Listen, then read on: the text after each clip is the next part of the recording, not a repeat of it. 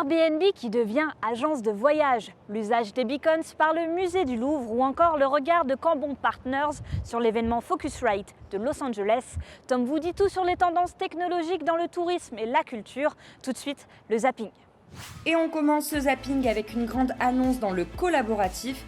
Airbnb vient d'annoncer le lancement de Trip, une plateforme communautaire qui donne accès aux services expériences qui existaient déjà, à des recommandations, des audioguides ou même des meet-up. Bientôt, il sera aussi possible de réserver un restaurant ou un billet d'avion. Un tas de nouvelles fonctionnalités qui fait de la licorne non plus une plateforme de réservation, mais une véritable agence de voyage. Décidément, Airbnb est partout ce mois-ci. Elle a également annoncé son partenariat avec Airplus International et fait donc un pas de plus dans le voyage d'affaires. Courant 2017, les deux sociétés dévoileront une solution intégrée et automatisée pour la réservation, le paiement et la facturation des déplacements professionnels. Les agents de voyage peuvent maintenant réserver sur Booking. La plateforme a dévoilé un nouvel outil pilote qui leur est destiné. Il permet de consulter et gérer les réservations d'hébergement de leurs clients, le tout au même endroit. Une extension du programme partenaire affilié déjà existant qui utilise la technologie et l'infrastructure développée pour Booking Business. Et on finit ce zapping avec plus d'infos sur la 8e édition du TooTech qui se déroulera le 8 décembre prochain. Cette année, le thème de cette journée de conférence organisée par Eventease est Feel the Vision. 500 décideurs du tourisme seront présents pour découvrir les enjeux et perspectives liés à l'image grâce à des intervenants du secteur, parmi lesquels on retrouve YouTube, Arte, Darwin, Buzzman ou encore Endemol. Pour enrichir l'expérience de ses visiteurs, le musée du Louvre vient de lancer sa nouvelle application Louvre Ma Visite qui fonctionne avec des beacons. Comment marche-t-elle et à quelles problématiques répond-elle? Le musée nous a ouvert ses portes en exclusivité.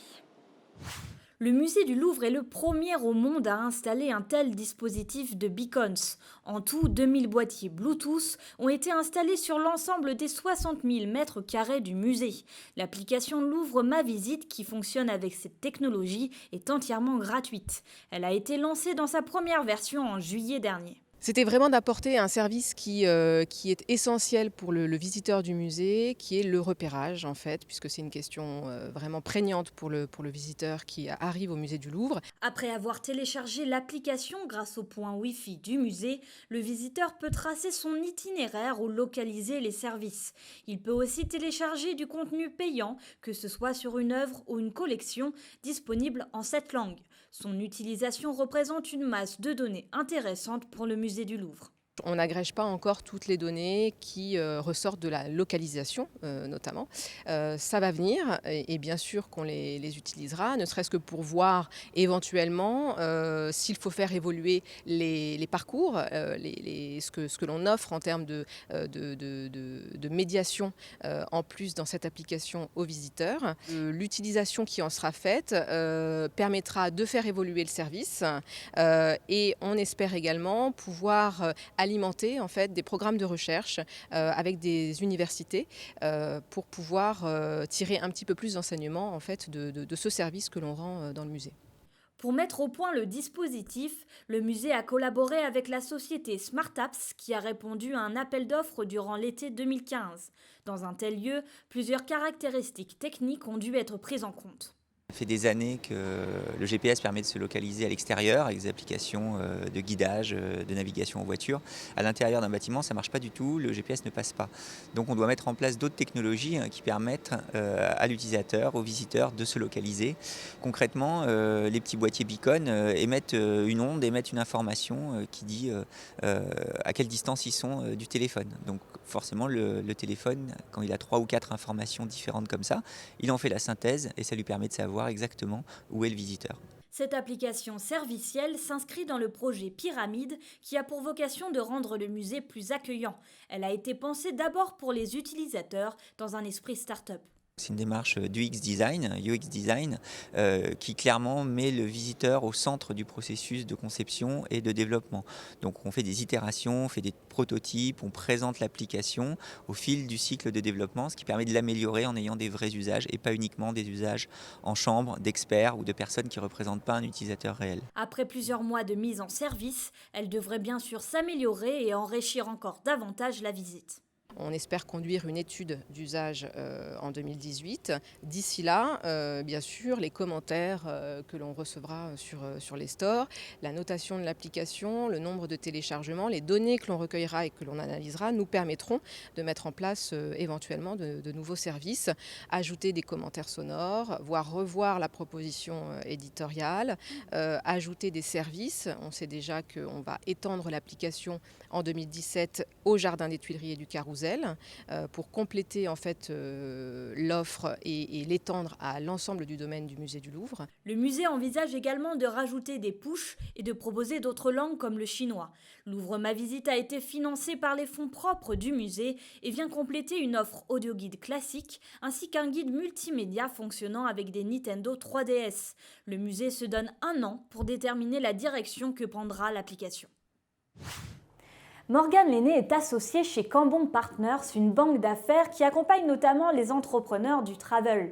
Il revient de l'événement Focusrite qui s'est déroulé à Los Angeles et nous en dit plus sur les grandes tendances du secteur et sur l'actualité de certains acteurs. Bonjour Morgane Lenné, vous revenez de Focusrite à Los Angeles, la grande messe du tourisme et des technologies dans le monde. Quelles ont été les grandes actualités cette année? Il y a un point qu'on évoquait pas mal à Focusrite qui était la performance de TripAdvisor avec son Instant Book. Aujourd'hui, c'est assez en demi-teinte. On a vraiment la conviction que, en tout cas c'est ce que disent ses concurrents principaux, Expedia et Booking, c'est qu'on ne passe pas d'un modèle média à un modèle marchand de manière aussi évidente. La conséquence numéro 1, c'est que la market cap de TripAdvisor est en train de chuter. On est dans une entreprise qui était à 13 milliards il y a encore 1 an et demi et qui maintenant est à peine à 7 milliards 5.